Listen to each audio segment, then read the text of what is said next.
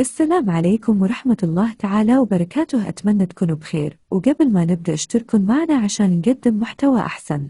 تفاعلا مع الحكم الذي قضت به محكمة جزائرية بالحبس 5 سنوات منها 3 نافذة في حق الصحفي الجزائري إحسان القاضي المتهم بتلقي أموال من الخارج، قالت السفارة الأمريكية بالجزائر أن حرية التعبير حق أساسي معترف به من قبل الأمم المتحدة. وأضافت السفارة الأمريكية في تغريدة على حسابها الرسمي بموقع تويتر أن إدارة بايدن أوضحت وستواصل التوضيح بأن حرية الصحافة وحرية التعبير من أولويات الولايات المتحدة في جميع أنحاء العالم بما في ذلك الجزائر. وجدير بالذكر أن القاضي بمحكمة سيدي محمد وسط العاصمة الجزائرية كان قد حكم اليوم الأحد على الصحفي الجزائري إحسان القاضي خلال جلسة علنية حضوري ب3 سنوات حبسا نافذا و2 حبسا موقوف التنفيذ.